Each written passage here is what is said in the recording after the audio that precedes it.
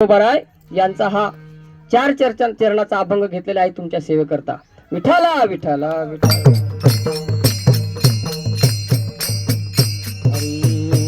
नमो राजया विठ्ठला पांडुरंगा, नमो रुक्मिणी माऊली ज्ञानगंगा, नमो पुंडलिका नमो चंद्रभागा, नमस्कार माझा रुक्मिणी पांडुरंगा। पांडुरंगा करो प्रथम नमन,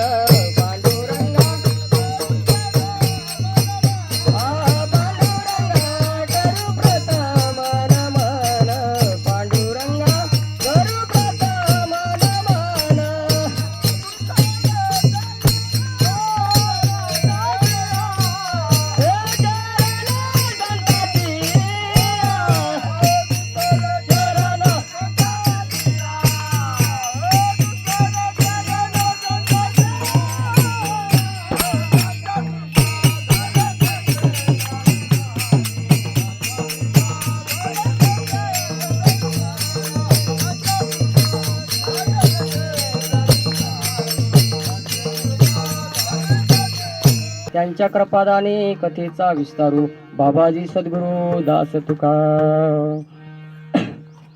हरी चलो आओ जी पवन कुमार हमारी हरि कीर्तन में, चलो आओ जी पवन कुमार हमारी हरि कीर्तन में।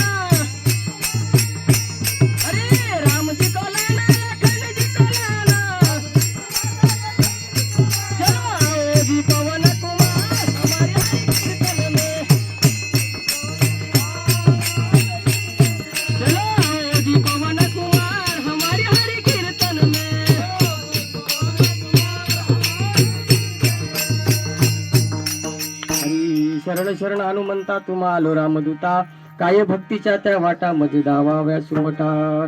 हरी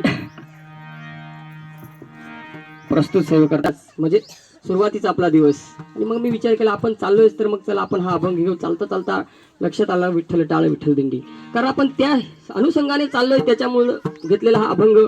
नवे नवे आज ही परंपरा, आज एक वर्ष करतो बाबा जे जे करीते तया नाम धर्म ठेविती, का हे वडील करत आले म्हणून आपण पण करणार आहेत आणि आपल्याला सुद्धा हे करावं लागलं।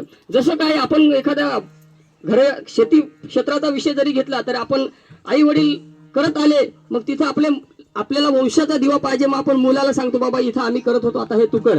जशी जी परंपरा चालत आली तद्वतच ही परंपरा ज्ञानोबा तुकोबापासून चालत आली। आणि हा परमार्थाचा जो पाया आहे, ज्ञानदेव रचिला पाया, ज्ञानदेव रचिला पाया, उभारीला देवलया उभारीला देवलया उभारीला देवलया उभारीला देवलया।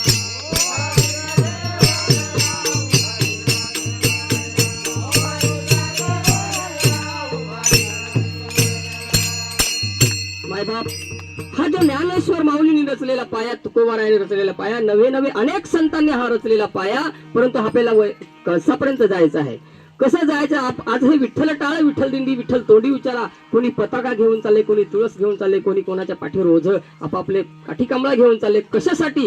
हा आपण निरोप संतापर्यंत घेऊन जाणार आणि हा संतापर्यंत निरोप पोहोचवणार।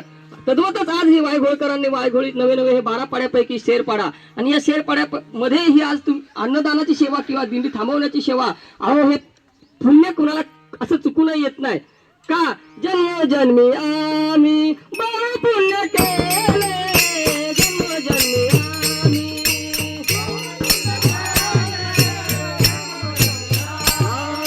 जन्म जन्मी आम्ही बहु पुण्य केले, जन्म जन्मी आम्ही बहु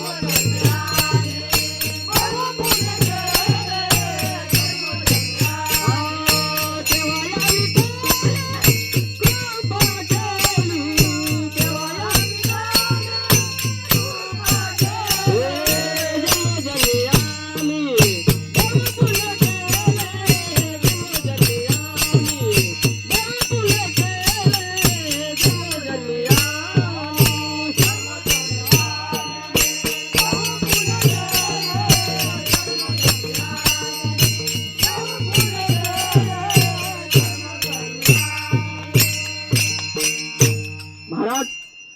जन्मोजन्मी